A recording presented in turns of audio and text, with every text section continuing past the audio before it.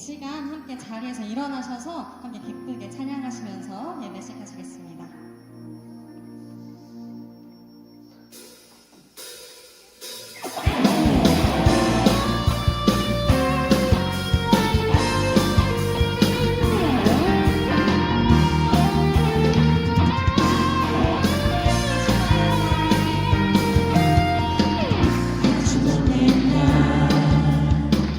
하늘에서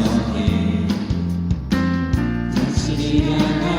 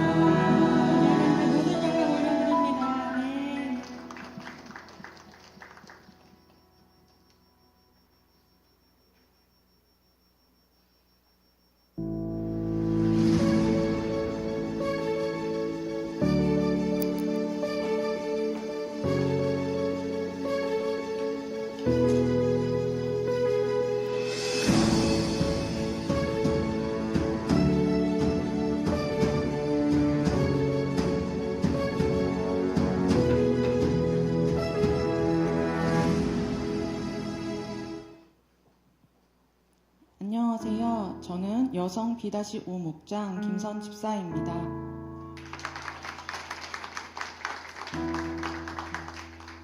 저는 교회를 싫어하는 정서를 가진 무교 집안에서 자랐습니다.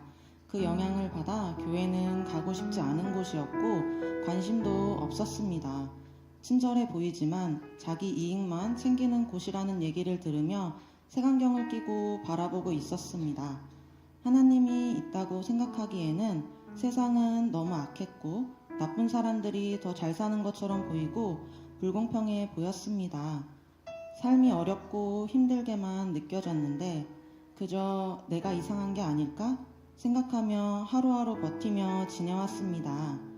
삶의 목적과 이유가 없고 막연하게 미래에 대한 불안함 때문에 열심히 돈을 벌었습니다. 진짜 너무 힘든데 힘든 이유가 무엇인지 정확히 설명도 안 되고 복잡한 마음이었습니다. 밤이면 허무함이 찾아오고 수많은 걱정들로 가위도 자주 눌렸습니다. 제 나름대로 해결하려고 새로운 것도 배우고 새로운 사람도 만나고 노력했으나 달라지지 않았습니다. 제가 행복하지 않으니 결혼에 대한 생각도 없었고 아이를 키울 자신도 없었습니다. 그러던 중 지금의 남편을 만나게 되었습니다. 다 좋은데 교회에 다니는 게 마음에 걸렸지만 교회보다 여자친구가 우선이다 라는 말에 만나기로 마음먹었습니다. 한동안 마음의 문을 열지 못했습니다. 그러다 가족과의 문제를 이야기하게 되었는데 사람의 힘으로는 해결하기 어려운 고민이었습니다. 그때 남편이 행복모임이라는 곳을 가보라고 했습니다. 교회 모임은 꺼려졌고 안 가고 싶다고 얘기했는데도 확신에 차서 얘기하는 모습에 마음이 움직였습니다. 한번 가보고 별로면 안 가겠다고 약속을 하고 참석하게 되었습니다. 제가 생각했던 것과 다르게 행복모임은 건강한 모임이었고 처음 듣는 복음은 충격적으로 다가왔습니다. 하나님의 조건 없는 사랑과 참 행복에 관한 내용이었는데 집에 가는 길에 들었던 말씀이 생각났고 잊혀질 것 같은 느낌에 오늘 들은 것 좀 보내줄 수 없냐고 했습니다. 그 정도로 다시 듣고 싶어졌고 10주 동안 행복 모임을 마치고 오늘과 같은 행복 나눔 축제에 초청되었습니다. 그때 은혜로 예일교회 교인으로 등록하고 신앙생활을 시작하게 되었습니다. 교회를 다니지만 믿음이 생긴다는 것은 어려운 일이었습니다. 눈에 보이지 않는 무언가 있는 것 같지만 그게 하나님이다 라고 100% 확신이 생기지 않았습니다. 주변에서 기도응답 받은 거다 라고 말해주면 그런가 싶다가도 우연이 된 거 아닌가? 라는 마음이 컸고 절대적인 분이라고는 느껴지진 않았습니다. 기도 응답된 게 작은 일처럼 보였고 감사함도 없었습니다. 그 당시에는 불치병이 낫는다던가 기적 같은 일을 눈앞에서 봐야만 믿음이 생길 것 같았습니다. 하나님이 나를 사랑하고 진짜 살아계시다면 사람이 할 수 없는 일을 보여줘야 되는 거 아니냐고 말했습니다. 그 정도로 하나님을 인격적으로 만나고 싶은 열망이 컸습니다.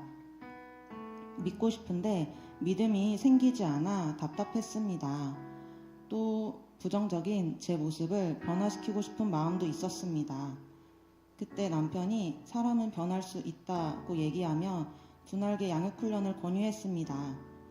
훈련을 받으며 하나님 말씀을 들을 때는 좋았지만 집에 오면 이런 것들이 부질없게 느껴졌습니다. 훈련 받는 거랑 사람이 변하는 거랑 무슨 상관인지 이해가 가지 않았습니다. 예배드리러 교회 한번 가는 것도 시간을 많이 낸다고 생각했습니다. 주일날 대부분 쉬고 놀러 가는데 훈련까지 받으니 그런 시간이 아깝게만 느껴졌습니다. 남편에게 대체 언제 바뀌는 거냐고 재촉했습니다. 세상적인 가치관이 하나님 나라 가치관으로 바뀌는 건 쉽지 않은 일이었습니다. 그럼에도 묵묵히 옆에서 인내하며 섬겨줘서 지금까지 양육훈련을 받을 수 있었습니다. 이해가 가지 않았지만 훈련을 계속 듣다 보니 조금씩 가치관이 변하고 있었습니다. 그러다 두 번째로 간 2019년도 2월 겨울 아웃리치에서 인격적으로 하나님을 만나게 되었습니다. 말로는 다 표현할 수 없는 경험이었습니다. 살면서 처음 느껴보는 기쁨이 넘쳤고 하나님이 얼마나 나를 사랑하시는지를 알게 되는 시간이었습니다. 본래 성품상 사람들에게 관심이 없었는데 복음을 전하면서 처음 본 필리핀 사람들이 너무 사랑스럽게 보였고 그들을 향한 주님의 마음을 품게 하셨습니다. 사람의 마음을 변화시키는 하나님의 능력이 너무 위대하게 보였고 그런 하나님을 찬양할 수밖에 없었습니다. 그동안 생각했던 하나님은 기도한 것에 응답해 주시는 분, 이렇게 단순하게 생각했습니다. 그저 복받기를 바라고 이기적인 마음을 품고 있었습니다. 저는 영혼 사랑하는 마음이 안 생길 줄 알았습니다. 그런데 기적같이 오늘 처음 본 사람들이 구원받아 행복한 삶을 살았으면 좋겠다라는 마음이 들었고 복음 전하는 기쁨도 느끼게 되었습니다. 생각해보니 그동안은 나를 하나님과 동등한 위치로 생각했습니다. 왜 낮아져야 되는지도 모르겠고 제 인생의 주인으로 인정하지 못했습니다. 그런데 하나님은 저한테 딱 맞게 기도 응답해 주셨고 더 이상 부인할 수도 없었고 하나님을 향해 품고 있던 모든 의문들이 한순간에 해결되었습니다. 하나님의 크신 사랑을 체험한 후에 삶은 달라졌습니다. 똑같은 하루지만 작은 것에도 감사함을 느끼기 시작했습니다. 세상을 바라보는 관점이 달라졌습니다. 아웃리치 이후 결혼을 하게 되었고 하나님께서는 우리 가정을 축복하고 많은 기도 응답들을 누리게 하셨습니다. 시간이 지나 어느덧 지금은 새 아들의 엄마입니다. 아이들을 위해 새벽 기도하던 때가 있었습니다. 임신하고 몸의 변화를 겪으면서 힘들었지만 하나님을 사랑하기 때문에 열정을 갖고 열심히 하나님과 대화하는 생활을 했습니다. 그로 인해 출산과 육아 또한 하나님의 축복임을 깨닫게 하셨습니다. 눈은 저를 닮길 바랬고 아이들이 순하고 아프지 않고 건강하게 자라길 바라며 기도했습니다. 저는 어렸을 때 목 수술을 2번이나 해서 출산만큼은 꼭 자연분만으로 하고 싶었습니다. 간절한 마음으로 임신 막달 때도 새벽 기도하며 기도했습니다.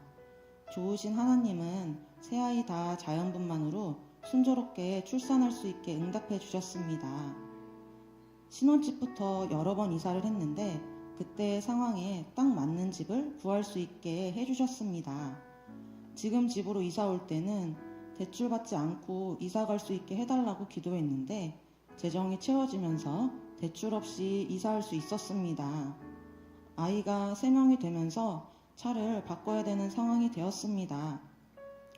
중고 카니발을 알아보고 있었는데 마음에 드는 건 비싸고 금액에 맞추자니 마음에 들지 않았습니다. 결정을 못하고 있었는데 재정이 채워지면서 새 차를 사게 되었습니다. 또 베스트도 좋지만 서로를 위해서 기도해 줄 수 있는 아이 엄마를 만나면 좋겠다고 기도했습니다. 아이들 나이도 같고 신앙생활에 대해 나눌 수 있는 엄마를 만나게 되었습니다. 그 엄마도 마침 저랑 같은 기도 제목으로 기도하고 있었고 서로 기쁨을 나누며 감사함을 느끼는 시간이었습니다.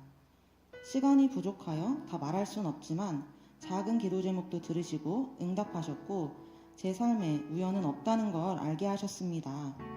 기도했던 시간들이 헛되지 않았음을 느끼게 되었습니다. 육아를 하면서 신앙생활을 한다는 게 쉽지는 않았습니다. 금요철야 예배 좋은 건 알지만 아이들을 재우고 나면 쉬고 싶은 마음이 컸고 그 다음 날도 아침 일찍 일어나야 되기 때문에 체력을 위해선 가고 싶지 않은 마음이 컸습니다. 그런데 이런 마음을 이겨내고 예배에 나갈 때마다 하나님은 큰 은혜를 부어주셨습니다. 하나님은 더 나은 삶을 살아갈 수 있게 늘 인도해 주셨습니다. 지금까지 교회에서 항상 기도로 함께 해준 목장 식구들과 예일교회 성도님들께 감사합니다. 그리고 항상 귀한 말씀으로 깨닫게 하시고 양육해 주시고 앞서서 삶으로 본이 되어 주시는 담임 목사님께 감사합니다.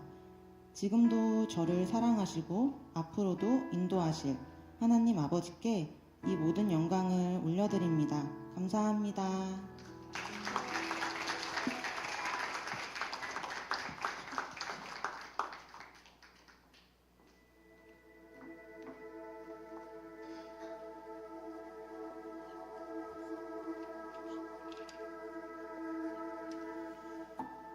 음악을 좋아하시나요? 요즘 어떤 음악을 듣고 계신가요? 우리가 듣는 음악은 다양하지만 말하고 있는 주제는 거의 비슷합니다. 그것은 바로 사랑입니다. 음악이나 책, 영화들은 끊임없이 사랑을 표현하고 노래합니다. 사람들은 지금도 진정한 사랑을 갈망하고 있습니다. 하지만 불완전한 세상 속에서 우리가 주고받는 사랑은 완전하지 않습니다. 우리가 경험하는 사랑은 때로 이기적이고 영원하지 않습니다. 그렇다면 진정한 사랑은 과연 어디에서 찾을 수 있는 걸까요? 성경은 하나님이 사랑 그 자체라고 말합니다. 하나님은 아주 오래전부터 당신을 알고 계셨습니다. 그분은 어떠한 조건 없이 당신을 있는 그대로 사랑하고 계십니다. 우리는 그를 통해 변함없고 완전한 사랑을 경험할 수 있습니다.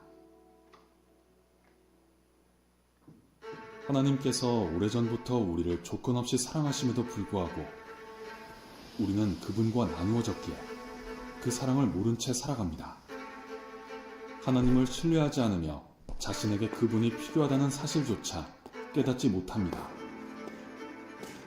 성경은 이것이 사람의 죄 때문이라고 말합니다.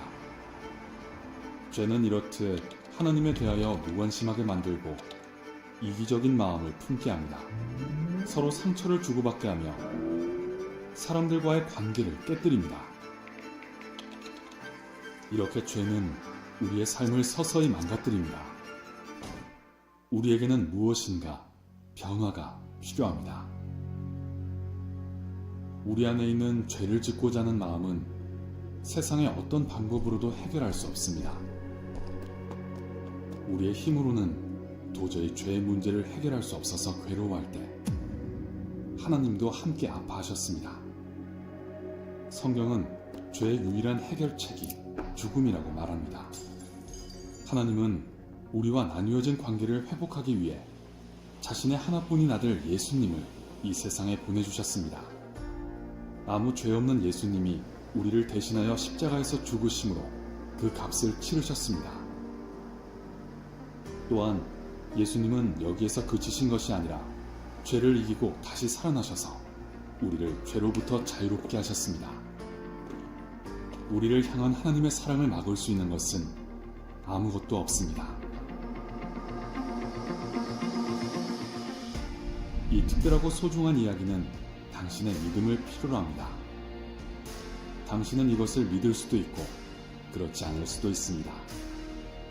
마음의 문을 열지 않는다면 당신과 전혀 상관없는 이야기가 됩니다. 그러나 이 사실을 믿고 기도한다면 예수님이 당신의 삶에 들어오실 것입니다. 그분은 우리를 결코 떠나지 않으시며 끝까지 사랑하실 것입니다. 예수님은 당신을 기다리고 계십니다.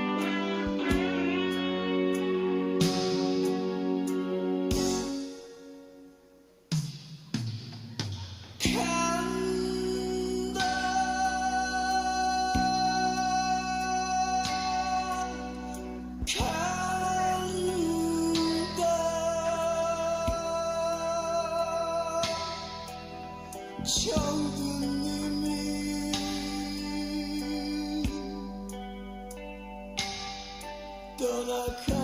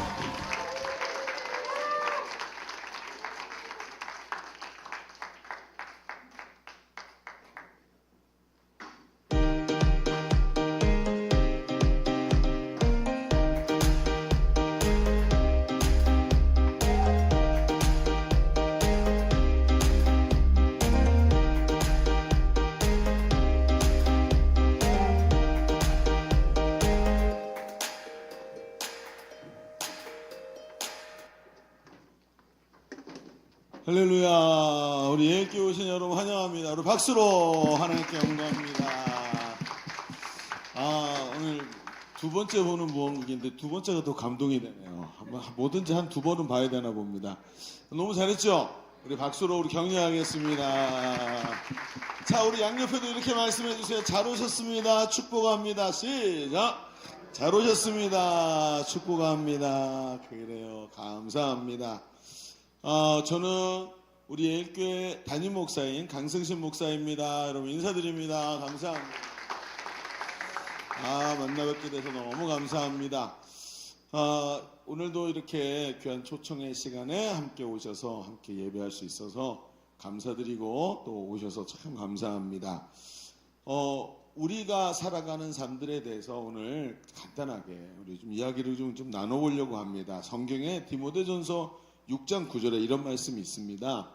6장 9절에 부하려 하는 자들, 좀 부자가 되려고 하는 자들은 시험과 올무와 여러 가지 어리석고 해로운 욕심에 떨어지나니 곧 사람으로 파멸과 멸망에 빠지게 하는 것이라. 돈을 사랑함이 일만하게 뿌리가 되나니 이것을 탐내는 자들은 미혹을 받아 믿음에서 떠나 많은 근심으로써 자기를 찔렀도다. 바로 신약 성경 디모데 전서 6장 9절과 10절에 있는 말씀입니다. 그럼 우리는 이 땅을 살아가면서 많은 한계를 가지고 살아갑니다. 이 한계라는 게 우리 삶 속에 항상 있죠. 그래서 제일 큰 한계가 뭐냐면 아마도 시간의 한계일 겁니다. 하루는 24시간밖에 안 되죠. 그런데 시간이 계속 가다 보면 젊음도 지나가고 삶도 다 지나가고 우리 인생이 짧게 살고서는 이 땅에서 마감하는 시간의 한계를 가지고 있지요.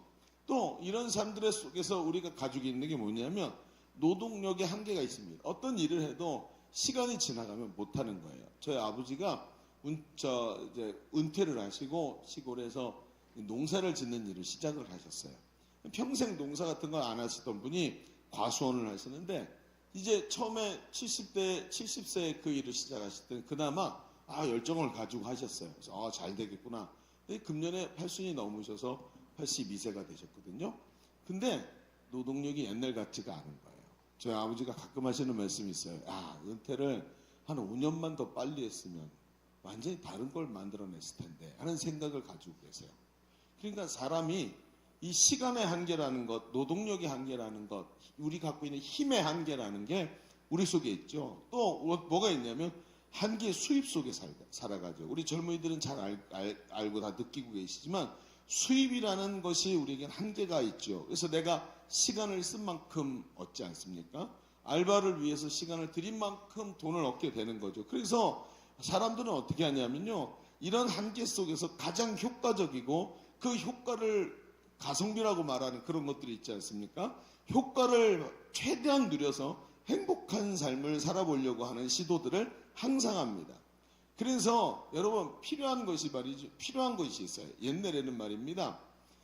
우리가 이 땅에서 살면서 행복한 삶, 효과적인 삶을 살기 위해서 제일 먼저 필요한 것이 뭐라고 생각했을까요? 아마 여기 계신 장년들은 딱 이렇게 생각했을 거예요. 안정적인 직장. 여러분 시대가 바뀌잖아요. 여러분 요즘에 우리 젊은이 청년들은 그런 생각하나요? 여러분 안정적 직장이 오히려 손해라는 걸 요즘 많은 사람들이 느끼더라고요. 직장에 안정적인 직장이 있으면 좋겠는데 여러분 몇 대기업이나 아니면 아주 조건이 좋은 직장 말고는 그 시간에 적은 수익이 나한테 많이 오지를 않는다 그래요. 그래서 요즘에는 사람들이 엔잡이라는 것을 뜬대죠. 엔잡이 뭐냐면 여러 개의 직업을 가지고 짧은 시간에 더 많은 수익을 내는 거예요. 그래서 어떻게 하냐면 젊을 때 낮에는 직장에서 일하고 저녁 때는 배달 같은 걸 하면서 한 달에 수익을 600, 800 정도까지 끌어낸다는 거예요. 이걸 오래 할 일은 아니지만 그렇게 해서라도 돈을 모은다는 거예요. 그래서 왜 그렇게 돈을 모으냐 그랬더니 직장 생활에서는 이런 돈을 모을 수가 없다는 거죠. 일반적으로.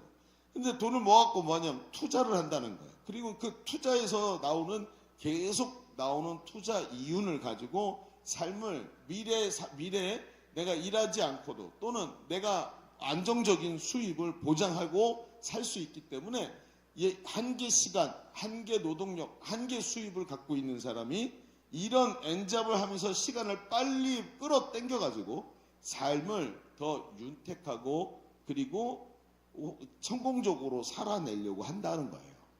왜 이런 일을 할까요? 왜 그럴까요? 앞에서 얘기한 것처럼 인생이라는 게 한계가 있기 때문이에요. 시간이 가고 끝이 나지요.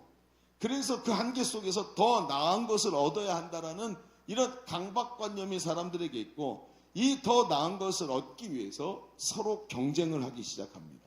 그러다 보니까 우리의 삶이 우리가 갖고 있는 인류가 갖고 있는 문화가 드러나기 시작합니다. 여러분 자동차 왜 자동차를 타죠? 사람들은요 시간이 한계가 있기 때문에 빨리 이동해야 돼요. 이런 입장에서 가만히 들여다보면 좋은 스마트폰, 더 성능 좋은 컴퓨터 여러분 뭐 하려고 그러는 거죠? 이 기기들을 모두 사용하고 해서 내가 한계 있는 나의 삶의 한계를 자꾸 넘어서려고 하는 거예요. 그렇죠. 그런데 이렇게 해서 여유가 생기고 시간을 줄이고 나에게 더 많은 것들을 내가 얻고 그러면 여러분 생각해 보세요. 이렇게 해서 시간을 아끼고 많은 것을 얻었으면 우리의 삶이 윤택하고 풍요롭게 되든가요? 여유가 넘치든가요? 아니죠. 여러분 솔직히 말해 봅시다. 더 바빠지지 않던가요? AI가 우리의 일을 대신해 줄 줄 알았죠.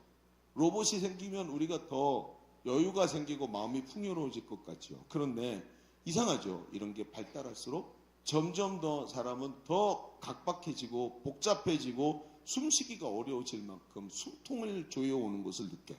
아이러니하죠. 왜 그럴까요? 한계를 극복하면 한계가 없어지는 게 아니라 더 많은 한계가 나를 짓눌러요. 이게 사람이 갖고 있는 이 본질적인 부분이죠. 제가 조금 전에 읽었던 이런 말이 있죠.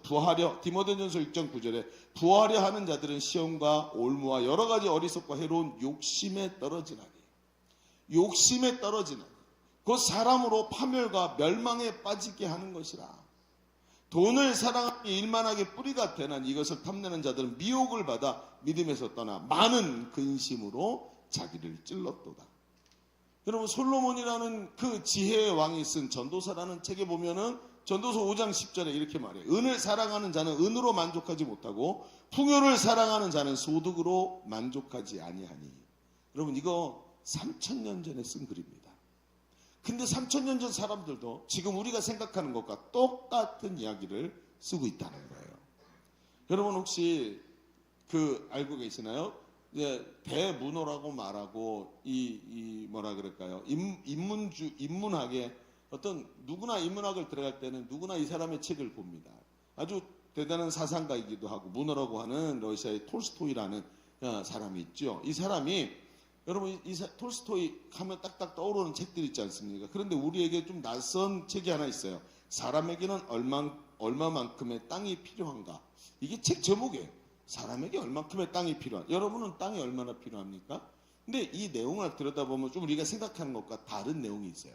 이 책에 보면 주인공이 바흠이라는 사람이 나와요. 파흠이라고 발음하기도 하는데 러시아 말로 바흠이에요. 그런데 이 사람이 가난한 농부예요. 이 사람의 특징이 뭐냐면 남의 땅을 소작하는 농부예요. 그러니까 어때요? 추수할 때가 되면 자기가 추수한 것의 3분의 1 정도를 띄어서 땅 주인에게 줘야 돼요. 그러니까 1년 연봉을 다 받은 그 중에 3분의 1을 뚝 잘라서 줘야 되는 거예요. 그러니까 이 사람이 어때요? 늘 삶에 이제 쪼들리는 거예요. 야, 만약에 이 땅이 내 땅이라면 내가 이렇게 돈을 빼앗기지 않아도 되는데 밤마다 일을 하고 온몸이 녹초가 돼서 집에 들어오면 한탄을 하면서 땅이 꺼지도록 한숨을 쉬는 거예요. 그러면서 그의 마음에 욕망이 일어납니다. 처음에는 조금만 더 지금 내가 이제 땅이 하나도 없어 이렇게 소작농인데 내가 땅을 가질 수만 있다면 아무 걱정 없이 살 텐데 이런 문제들이 해결될 텐데 여러분 꼭 우리의 근심하고 비슷하지 않아요? 내가 연봉이 지금보다 조금만 더 올리면 10%만 더 오르면 그러면 이 문제들이 해결될 수 있는데 내 삶이 좀 더 윤택할 텐데 이런 생각과 똑같은 생각을 하는 거예요. 그래서 이 바움이라는 사람이 그 땅을 얻기로 마음을 먹어요. 그래 놓고 천신만고 끝에 돈을 모아서 다 자기 땅을 구입을 해요. 그런데 이 땅을 가진 뒤에도 만족이 없는 거예요. 그래가지고 더 넓은 땅을 가진 이런 농부들을 부러워하는 거죠. 그럴 수밖에 없는 게 있잖아요. 농사라는 건 말이죠. 정말 비정할 만큼 정직한 사업이에요. 그래서 내가 땅에다가 심는 만큼 나와요. 여러분 시골에 혹시 시골에 있는 분들이 있어요? 시골에 가면 할아버지 할머니들이 농사 짓거나 그런 데 가보시잖아요. 할아버지가 만약에 사과밭을 해요. 그러면 사과밭에 사과나무만 심고 딱 사과 얼마 이렇게 하면은 일이 간단해요. 그런데 어떻게 해요? 사과나무 옆에 논둑에다가 그렇죠? 호두나무를 심어요. 여기다 뭘 심고 여기다가 고추를 심고 그래가지고 시골에 가면요 빼꼼한 땅이 없죠. 나중에 보면 주차장에도 고추 심어놔가지고 추석 때 가면 주차할 데가 없어. 이렇게 만들어놔버려요. 왜요? 왜 그럴까요? 그 심은 만큼 나와요. 가을 되잖아요. 요만큼 더 고추 심었는데 여기서 100만 원이 나오는 거예요. 여기서 200만 원이 나오는 거예요. 그러면 지나가는 길에 호두나무를 심어놨는데 이 호두나무 이 땅이 이직거려요. 호두가 후루룩 떨어져갖고 쫙 긁어 모으잖아요. 그 호두나무 4개가 4-5개가 쭉 서 있었는데 그냥 가로수겠거니 하고 있는데 가을 되니까 호두나무 하나에 150만 원씩 나오는 거예요. 200만 원씩 나오는 거예요. 그러니까 이게 뭐예요? 너무 정직한 거예요. 땅이 얼만큼 있느냐에 따라 수입이 달라지는 거죠. 그러니까 땅을 가졌지만 자신의 땅의 크기가 남과 비교하기 시작하니까 너무 아쉬운 거예요. 자, 이 바움이라는 사람은 이런 상태가 되니까 더 싼 가격에 넓은 땅을 살 수 있다는 소문을 듣고는 또 이사를 합니다. 이사해서 또 큰 땅을 얻어가지고 거기다가 이제 인부들 부려가지고 이제 농사를 짓고 하면서 더 많은 수익을 얻는데 희한하죠. 가질수록 자꾸 더 부족한 느낌이 드는 거예요. 어느 날 이 바움이라는 사람이 바시키르족이라는 사람이 사는 지역에서 지금 그 땅이 엄청나게 큰 땅이 있는데 그 추장이 사람들에게 땅을 싸게 판다는 소문을 들어요. 그리고 쫓아갔어요. 가서 보니까 바시키르족의 추장이 이 바움이라는 사람에게 특별한 제안을 하는 거예요. 만약에 당신이 1,000 루블을 내면 당신이 원하는 만큼의 땅을 얻을 수 있게 해주겠습니다.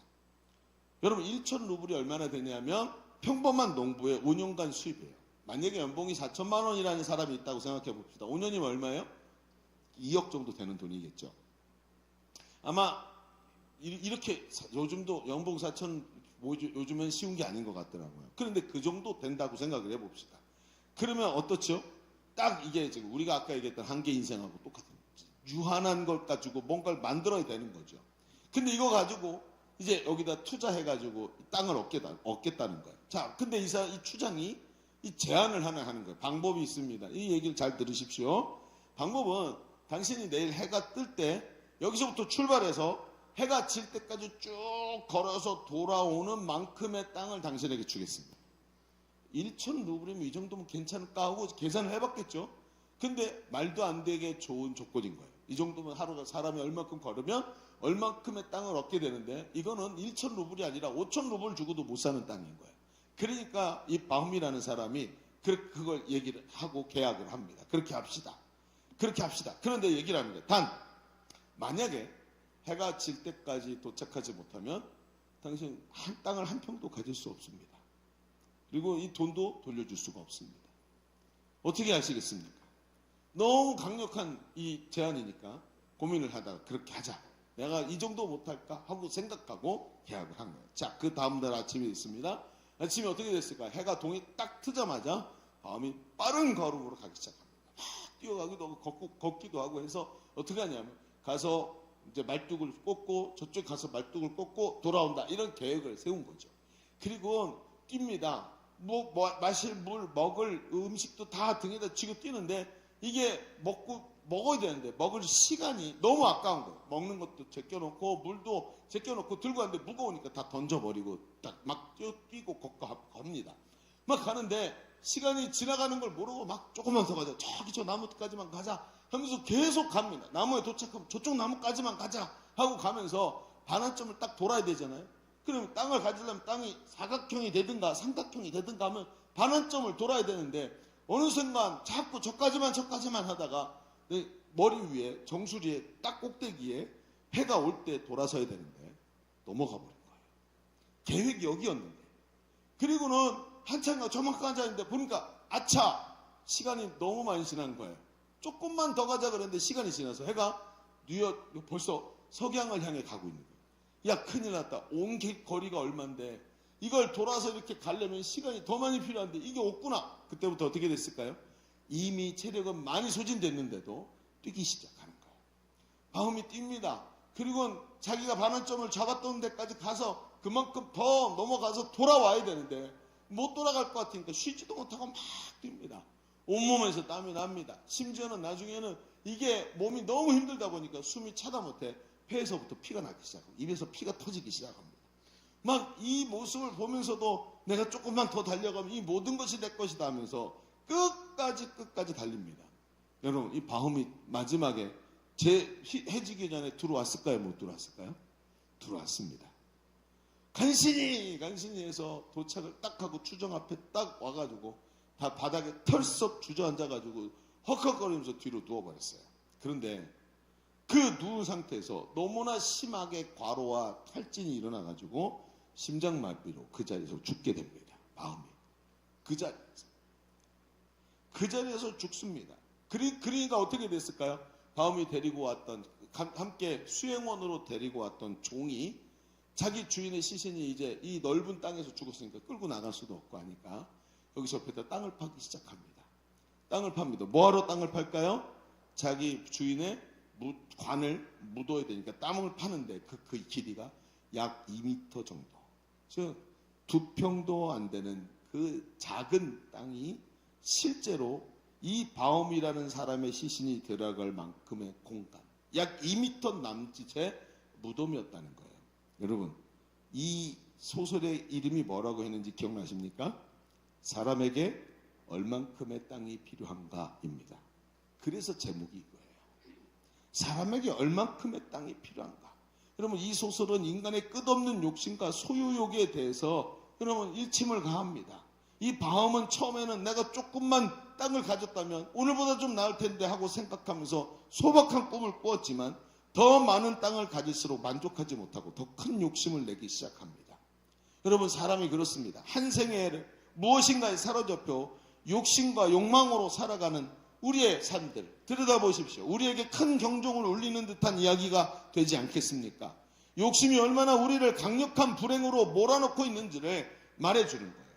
그런데 여러분, 이 내용을 여러분 제가 얘기하지 않아도 이미 다 알고 계시는 내용일 거라고 생각합니다. 그런데 이 소설은 말입니다, 아주 중요한 부분을 사람들은 읽지를 못합니다. 왜냐하면 번역될 때 그 부분이 빠진 소설이 많기 때문에.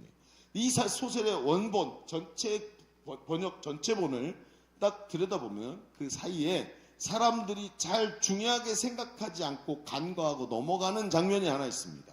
이 소설 초반에 보면 무슨 장면이 나오냐면, 이 바움이 하루 종일 일하고 땀범벅이 돼갖고 집에 돌아와서 눕습니다. 누워가지고 헉헉거리다가 저녁을 먹고 벽난로 앞에 앉아가지고 자기가 땅을 얼만큼 샀어요. 땅을 산 다음에 더 큰 땅을 갖고 싶다고 막 얘기하면서 가족들과 사람들에게 막 이런저런 얘기를 열변을 토하다가 뭐 이만큼 감정이 확 복받친 바움이, 나에게 땅만 충분히 있다면 난 세상에 아무것도 무섭지 않아. 내가 땅만 많이 가질 수 있다면 나는 악마도 두렵지 않다. 이런 말을 합니다. 그런데 그 얘기를 누가 듣고 있었냐면, 그 벽난로 뒤쪽에 어두운 곳에 웅크리고 있던 악마가 그 얘기를 들은 거예요. 그 소설에 나옵니다. 그 이야기를 듣고 그 악마가 그 말을 듣고 이 바움을 시험하기로 결심을 합니다. 그 이후에 이 바움은 계속해서 땅을 얻지만 만족하지 못하는 상태를 계속 보입니다. 무언가 그를 계속 충동질합니다. 더 큰 욕심이 자꾸 그 속에서 올라오는 거예요. 이 작품의 구조를 보면 악마가 직접 나타나서 바움을 유혹하거나 그의 마음을 충동질하는 장면은 전혀 없습니다. 악마는 바움의 내면에 있는 탐욕을 점점 키워서 그 탐욕 때문에 파멸로 이끄는 존재로 묘사됩니다. 즉, 바움의 눈이나 인식의 머릿속에는 악마가 존재하지 않습니다. 그러다 보니까 어때요? 독자들, 그 책을 읽는 독자들마저도 악마가 지금 이루고 있다는 걸 못 느낍니다. 이 장면을 잊어버리는 거예요. 그런데 이 소설이 마지막으로 가면서 바시키르족의 땅을 얻으러 가는 그 장면쯤 오잖아요. 그럼 바시키르족으로 내일 가서 아침에 일어나서 나가기로 한 거예요. 근데 오늘 밤에 잠을 자는데 이 바움이 꿈을 꿉니다. 아주 불길한 꿈을 꿉니다. 그 꿈에 보면 꿈속에서 그는 여러 사람이 웃고 있는 사람들을 보는데 차례로 한 사람씩 보는데 마지막에 누가 서 있냐면 악마가 거기서 웃고 서 있는 거예요. 이상하죠? 이 웃음이 비웃음 같기도 하고 뭔가를 알고 있는 웃음 같은데 그 악마 옆에 누군가 한 사람이 누워 있었습니다. 근데 그 누워있는 사람을 딱 보는데 자세히 보니까 그게 죽어있는 시체인데 시체의 얼굴이 바로 자기의 얼굴이었던 것을 꿈을 꾸고 벌떡 일어나요. 그리고는 일어나서 아침에 동틀 때 출발을 하는 거예요. 여러분 한번 생각해 보십시오. 정말 톨스토이가 어떤 복선을 깔아놨는지. 여러분 우리는 그의 욕심에 대해서만 생각하지 왜 그 사람이 그렇게 욕심에 빠져서 이끌려 다니는지 잘 모르는 거예요. 이 책은 그것을 암시하고 있습니다. 그를 이렇게 죽음에 이르기까지 욕심에 사로잡히게 하는 것은 악마이지만 사람들은 그 악마를 인식하지 못하고 있다는 거예요. 여러분 성경은 이 문제에 대해서 우리에게 아주 정확하게 말하고 있습니다. 요한복음 10장 10절에 이런 말씀이 써 있어요. 도둑이, 다 같이 읽어볼까요? 시작. 도둑이 오는 것은 도둑질하고 죽이고 멸망시키려는 것뿐이요 내가 온 것은 양으로 생명을 얻게 하고 더 풍성히 얻게 하려는 것이야. 여러분 이 내용이 뭐냐면 마치 양의 양 울타리, 양의 양 목장입니다. 양 목장에 울타리가 있는데 도둑이 울타리를 넘어온다는 거예요. 그래서 이 도둑이 양을 훔쳐간다는 뜻입니다. 그런데 도둑이 양을 왜 훔쳐갈까요? 그래서 양을 양자로 삼아서 더 잘 기르려고요? 아닙니다. 양에게 염색을 해서 보라색 털을 가지게 해주려고요? 아닙니다. 그럼 왜 도둑이 넘어왔을까요? 도둑질해서 죽이고, 그렇죠? 멸망시키고 고기를 먹으려고 온다는 거예요. 근데 내가 온 것은 내가 누구냐면 여기서 예수님 자신을 말하는 건데 양의 목자입니다. 양에게 생명을 얻게 하고 더 풍성히 얻게 하려 예수님이 오셨다 하는 이유로 그런 의미로 말씀하시는 장면이에요. 그런데 여기 보십시오. 도둑이 울타리를 넘어 양 우리 안으로 들어옵니다. 우리의 인생을 도둑질하고 죽이고 멸망시키려는 존재에 대해서 설명을 하는 겁니다. 성경은 이 도둑을 악한 사탄이라고 말을 합니다. 악마의 우두머리가 사탄이고 사탄이 부리는 종이 악마입니다. 그런데 이 사탄이라고 말을 합니다. 그들이 우리 인생에 들어와서 우리를 욕망과 욕심에 사로잡히게 해서 우리는 전혀 모릅니다. 내가 지금 저걸 하고 싶어. 내가 저걸 이루고 싶어. 가지고 싶어 라고 생각하지만 그 속에 지금 욕망과 욕심을 충동질해서 우리 인생을 도둑질하고 죽이고 멸망시키게 하려는 악마의 계략이 그 속에 숨어 있다는 것을 톨스토이가 말을 하는 것입니다. 나도 모르는 사이에 열린 베란다로 들어와서 악마가 그 베란다 가스관을 타고 들어와서 우리 집에 숨어서 조용히 내가 안 보는 저 뒤에 있는 다인도실에 숨어갖고 내가 나가는 길만을 기다렸다가 내가 관심을 바깥으로 돌릴 때 내 가족에 있는 내 집에 있던 가족들과 삶의 현장들을 다 도둑질해간다라고 이야기를 하고 있는 것입니다. 한계 인생인데 여러분 한계에 빠져서 날마다 조금만 더 하면서 가는데 인생을 도둑질을 당해요. 한계가 점점점 줄어들고 더 고통스럽고 더 숨이 막히는 삶이 되는 거예요. 그런데 이 말씀 속에 이런 한계 인생에게 아주 얇은 빗줄기 같은 얘기가 있는 것이 보이시죠 여러분? 그 뒤에 뭐라고 되어 있냐면 요한복음 10장 10절에 앞에는 도둑이 오는 이유에 대해서 얘기를 했다면 그거 바로 연결해서 내가 오는 것은 내가 누구라 그랬냐면 바로 예수님을 말한다 그랬죠. 내가 온 것은 양으로 우리로 생명을 얻게 하고 더 풍성히 얻게 하려는 것이라. 예수님은 자신이 이렇게 도둑질 당하는 양에게 목자로 오시는 분이라고 얘기를 합니다. 목자가 오셔서 양들을 지켜주시고 도둑을 잡아내시고 죽임당하지 않도록 붙잡아 주시고 지켜주시는 분이라고 이야기를 하는 거예요.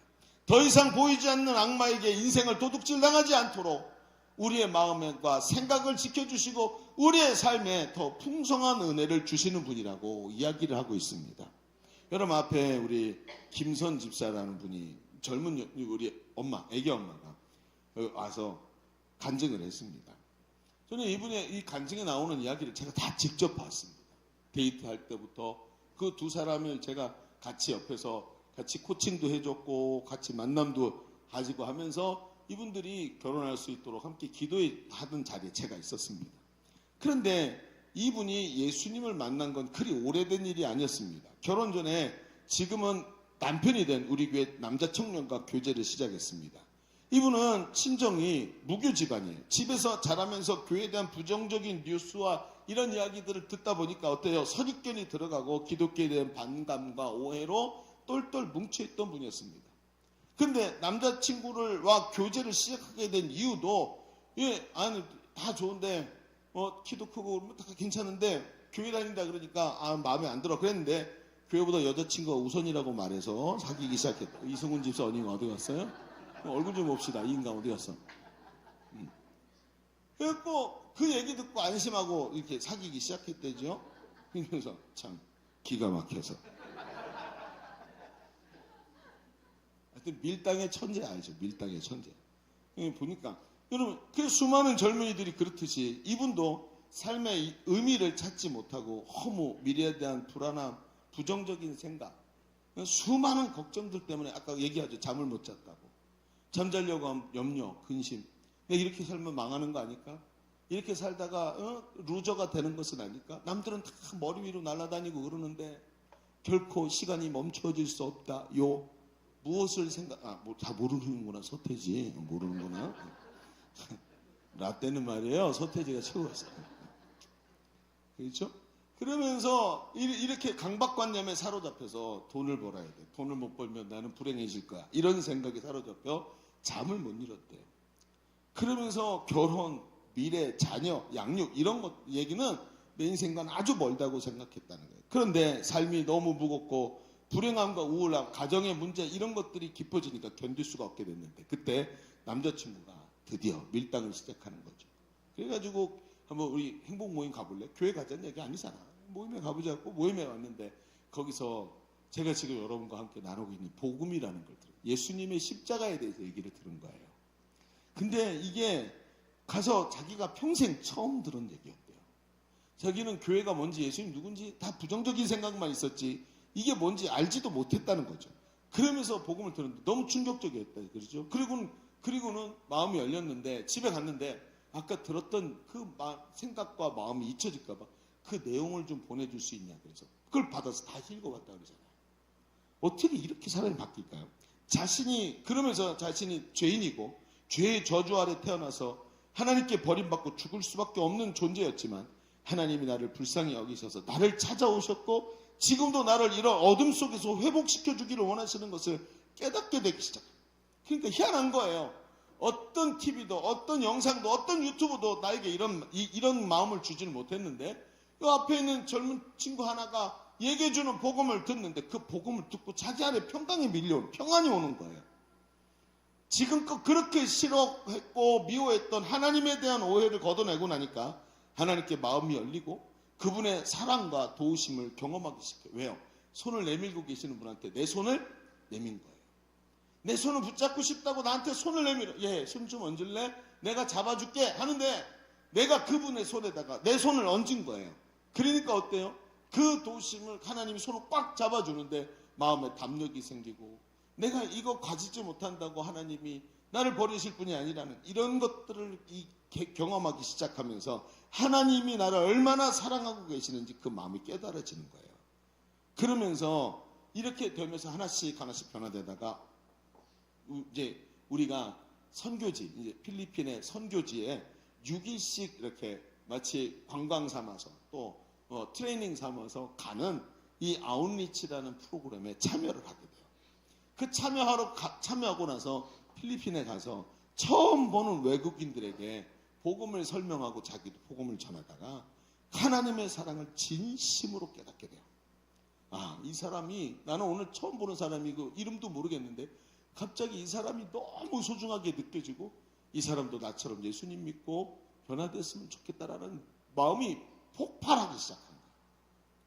하나님이 막 마음을 부어주시는데 어떤 마음이 느껴지냐면 내가 이 사람이 살아날 수만 있다면 이 사람이 정말 하나님께 돌아올 수 있다면 내가 어떤 희생도 감수하고라도 이 사람 위해서 희생해주고 싶다라는 생각이 드는데 아버지 하나님이 아들 예수를 십자가에서 나를 대신해서 죽음에 내어주실 때 딱 이런 마음이셨겠구나 하는 게 느껴지는 거예요. 나를 저기서 건져내시려고 저 바움 같은 저 욕망에 사로잡혀서 오늘도 도둑질하고 죽이고 멸망시키는 자들에게 끌려다니는 나를 살리시려고 자기 아들 예수를 십자가에 내주시기까지 나를 사랑하셨구나. 그게 느껴지면서 압도적인 사랑에 감격을 하게 됩니다.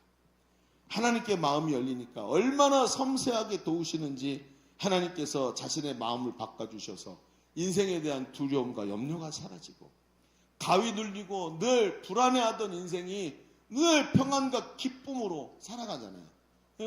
우리 아까 그분 예전에 있잖아요. 막 너무 호리호리하고 보이지도 않았어.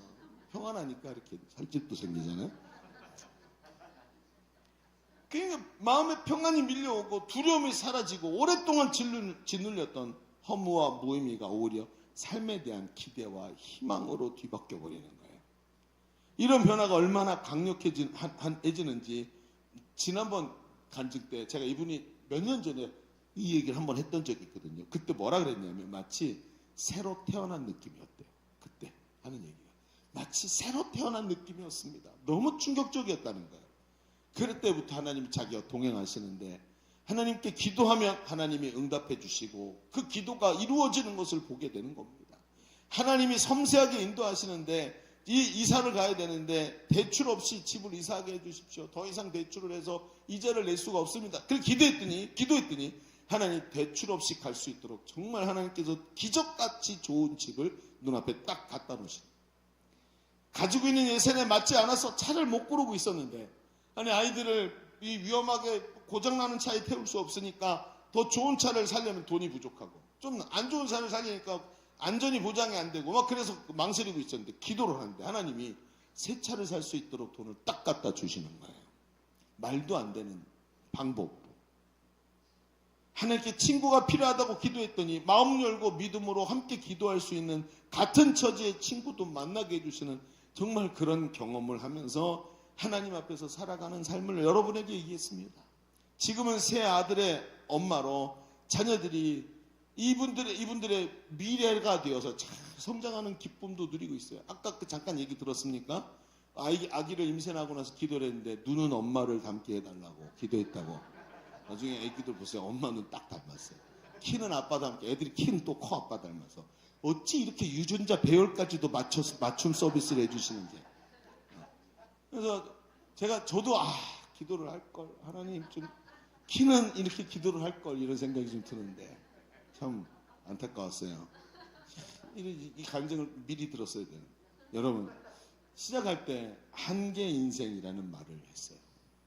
제가 이런 분들의 이야기를 듣다 보면 우리 교회 홈페이지에 가면 이런 이야기가 한두 개가 아니에요. 수백 개가 있습니다. 이런 분들의 이야기를 들어보면 한계 인생이라는 말이 무색하게 느껴져요. 왜? 너무나도 풍성하게 내 한계를 넘어서서 하나님이 채우시니까. 하나님. 시급을 받는 알바생이 시급을 받고 또 받아서 차곡차곡 쌓아올리는 게 아니라 하나님께서 복으로 부어주시니까 그게 쌓아 올려도 내 안에 평강과 기쁨과 만족이 넘치는 삶을 하나님이 주시는 줄로 믿습니다. 이전에는 남을 생각하거나 배려할 수도 없던 사람이 이웃을 생각하고 예전에 자신과 비슷한 어려움 속에 있는 사람들에게 하나님께 마음을 여는 방법을 말해주고 싶어서 지금도 그들을 돕고 기도하고 있는 이분들의 가정을 보는 거예요. 내 아버지 되어주시고 나를 더 사랑하시는 하나님을, 내가 만난 그 하나님을 저들도 만나게 해주고 싶다고 하는 것이 이분들의 진심입니다. 여러분, 그러면 어떻게 하면 이분들처럼 이렇게 누릴 수 있습니까? 한계 인생을 살아가는 우리, 한 시간 알바를 안 하면 그만큼 빠지고 시간이 가고 우리의 인생의 한계가 점점 우리에게 목의 칼처럼 다가오는 것이 우리 인생인데, 그런 삶 속에서 어떻게 이런 풍성한 삶을 누릴 수 있습니까? 여러분, 성경은 사람이 한 번 죽는 것이 정해진 것이지만 죽음 후에 심판이 있다고 말씀합니다. 무슨 얘기냐면 눈에 보이지 않는 세계가 있다는 거예요. 그것은 물질 세계를 넘어서는 영적인 세계. 그런데 욕심에 사로잡혀 치열하게 한 인생 살다가 죽은 후에 심판을 받고 죄에 사로잡혀서 지옥에 가서는 안 되지 않겠습니까? 여러분, 하나님께서 우리의 이런 사정을 너무 잘 아시고 우리에게 예수님을 보내주신 줄로 믿습니다.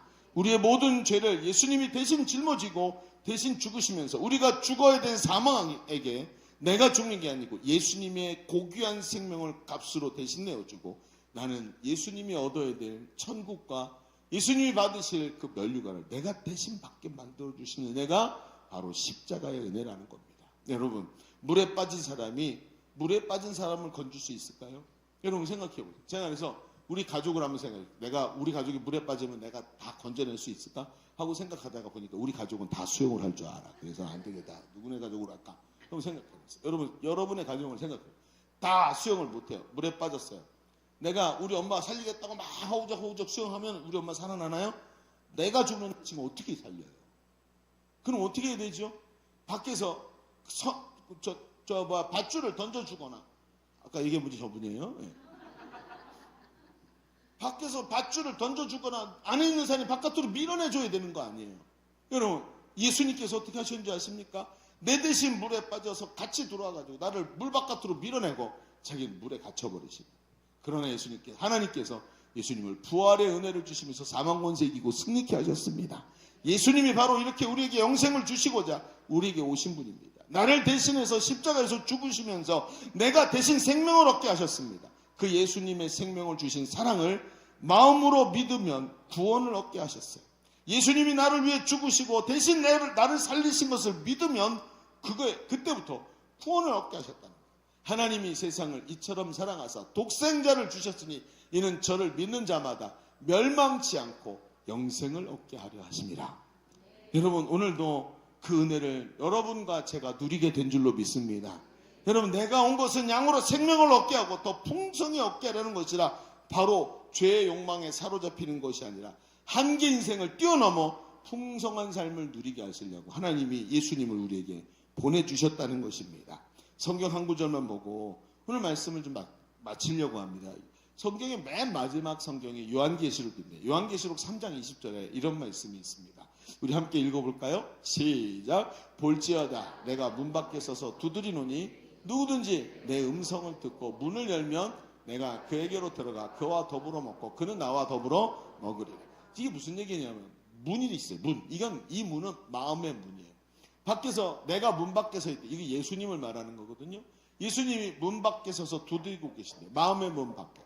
근데 이 마음의 문이라는 게 특징이 있는데, 어떤 특징이 있냐면 문을 열 수 있는 문 손잡이가 밖에는 없어요. 밖에는 손잡이가 하나도 없고 그 손잡이가 안에만 있어요. 마음의 문을 안에서 열어야만 이 문이 열리는 거예요. 안에서 안 열면 밖에서 열 수가 없어요. 그래서 예수님은 어떻게 하고 있냐면 문을 두드리는 거예요. 근데 이 두드리는 소리를 듣고 마음을 열면 예수님이 그 마음으로 들어가시겠대요. 그리고 그와 더불어 먹는다. 함께 교제하고 한 가족으로 사시겠다는 거예요. 여러분, 오늘 이 마음의 문고리가, 문손잡이가 어디냐면 여러분 마음 속에 있습니다. 오늘 용기를 내고 마음의 문을 쭉 열어서 예수님 하고 문 앞에 서 계신 예수님한테 들어오세요. 들어와서 여기 앉으세요. 이게 뭐라 그러냐면 환영. 그렇죠? 예수님 어서 들어오세요. 환영합니다. 그리고 여기 앉아서 커피 한 잔 드세요. 저 대접하는 거예요. 이걸 합쳐서 뭐라 그러는지 아세요? 환영하고 대접하는 걸 영접이라 그래요. 그래서 우리 마음속에 들어오세요 라고 허락하고 문을 여는 거예요. 그러면 예수님께서 내 마음에 들어오셔서 이전과는 다른 인생을 만들어내시는 줄로 믿습니다.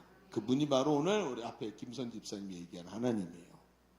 요한복음 1장 12절에 영접하는 자 곧 그 이름을 믿는 자들에게 하나님의 자녀가 되는 권세를 주셨으니 라고 얘기합니다. 자, 이제 우리 한번 눈을 싹 감아봅시다. 나는 인생을 50년을 산 것도 아니고 30년도 아직 못 살았는데 목사님 왜 이렇게 내 삶이 늘 마음이 불안하고 남들이 가는 그 길을 나도 따라가야 되는데 남들처럼 되지 못하고 세상에서 루저라는 소리를 들을까 두렵고 남들이 얻는 거 얻지 못하고 손가락만 빨고 있을까 두려워 염려와 걱정과 근심이 가득한 우리의 삶이 지금까지 저의 삶이었습니다. 근데 오늘 이 많은 이야기를 들으면서 깨닫게 됩니다. 아, 저분들도 똑같이 살았는데, 저 사람들도 똑같이 살았는데, 저 하나님을 만나면서 하나님이 채워주시는 것을 저들은 받았구나. 그래서 저렇게 행복하다고 그러고 좋다고 말하는구나. 그런데 성경에 보니까 그 예수님이, 그 하나님이 오늘 나도 사랑하고 계신다. 마음의 문을 열면 내가 네 마음속에 들어가마 하고 얘기하고 계시는 거예요. 아, 그렇구나. 내가 인생을 이제 여기까지 살아왔지만 이제는 혼자 살아가는 삶이 아니라 하나님과 함께하는 그런 삶을 살고 싶습니다. 나도 저분이 누리고 있는 저런 기쁨, 평안, 감사를 누리고 싶습니다. 나에게도 그 은혜를 누리게 해주십시오. 우리 같이 오른손을 가슴에 얹으십시다. 그리고 내 가슴이 심장이 뛰는 것을 손으로 느끼면서 내 진심으로 제가 이제 기도할 때 저의 기도를 한 소절씩 따라 합시다. 그러면서 예수님 내 마음에 들어와 달라고 기도하는 기도를 하겠습니다. 여러분 오늘 이 시간에 예수님이 당신에게 큰 은혜를 부어주실 줄로 믿습니다. 당신이 더 이상 혼자로 살지 않도록 하나님 도와주시고 도둑질 당하는 인생이 아니라 욕망에 사로잡혀 악마에게 이끌려 다니는 삶이 아니라 하나님 주신 평강의 삶들을 살 수 있도록 우리 예수님 도와주실 줄로 믿습니다. 오른손을 가슴에 얹고 기도하십시다. 사랑의 주 예수님, 여러분 자기 입을 열어야 합니다. 마음으로 믿어 의에 이르고 입으로 시인하여 구원에 이른다라고 성경에 정확하게 써 있습니다. 입으로 말하면 하나님 역사하실 줄로 믿습니다. 다시 한번 하십시다. 사랑의 주 예수님, 저는 죄인입니다. 이 시간 예수님을 나의 구원자와 주인으로 내 마음에 모시기를 원합니다. 주 예수님, 지금 내 마음에 들어와 주십시오. 지금 내 마음에 들어와 주십시오. 나의 모든 죄를 십자가 위에서 다 해결해 주신 예수님, 나를 용서하시고 내게도 영생을 주옵소서. 이제 예수님은 나의 구원자와 주인이십니다. 하나님은 나의 아버지가 되시고 나는 하나님의 자녀가 되었습니다. 나를 구원해 주시니 감사합니다. 지금부터 영원토록 나와 함께 하옵소서. 예수님의 이름으로 기도합니다. 우리 다 같이 아멘. 우리 큰 박수로 하나님께 감사를 올려드립니다. 여러분, 하나님 하나만 물어봅시다. 예수님 지금 어디 계실까요? 내 마음에 들어와 주십시오 했기 때문에. 여러분, 하나만 더 물어볼까요? 지금 죽는다면 천국 갈 수 있을까요? 아유, 목사님, 그럼 기도 한 번 했다고 어떻게 천국 가요? 여러분, 세상에는 꼭 필요한 게 있어요. 여러분, 우리 코로 숨 쉬는 게 5분만 멈추잖아요? 다 죽어요. 코끼리도 죽어요. 5분, 여러분 지금까지 살면서 5분 동안 숨을 안 쉬어본 적이 단 한 번도 없는 거예요. 근데 혹시 숨 많이 쉬었다고 돈 많이 내본 적 있으세요? 없죠? 여러분, 월말이 된대. 야, 너 이번 달에 축구 몇 번 했어? 지금 누지세 나왔잖아. 너 공기를 너무 많이 들어마셨어. 이런 적 있으세요? 없죠. 왜 공기가 공짜일까요? 모두에게 다 필요하기 때문에 공짜예요. 햇볕도 마찬가지예요. 물도 그렇고요. 여러분 생각해 보세요. 만약에 여러분 하나님께서 구원을 비싸게 만들어 놓았다면 누가 구원받겠습니까? 그러니까 하나님 뭐라 하셨냐면 마음으로 믿고 입으로 시인하면 구원받도록 쉽게 만들어 주신 거예요. 여러분, 오늘 당신은 구원받았습니다. 예수님이 여러분의 삶을 인도하시고 끝까지 하나님 나라에 들어가는 날까지 여러분의 잡은 손을 놓지 않고 인도하실 줄로 믿습니다. 우리 다시 한번 하나님께 영광 올려드립시다.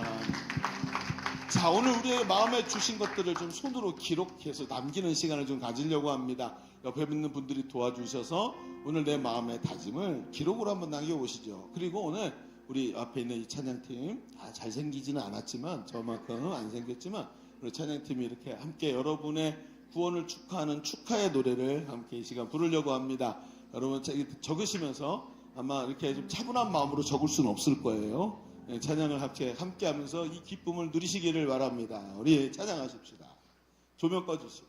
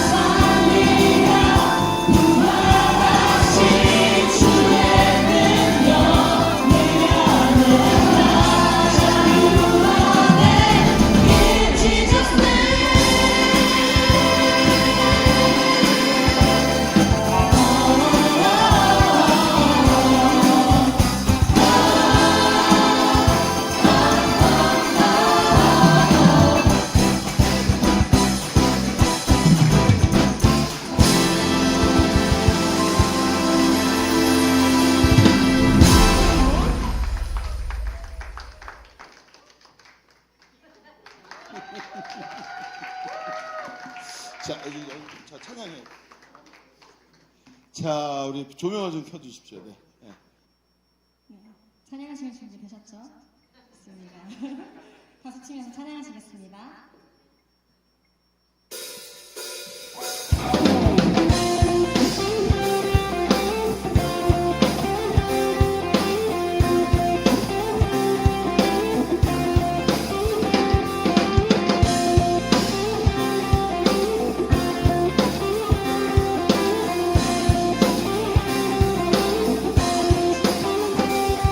우주를 만나고 새로운 삶을 시작했네.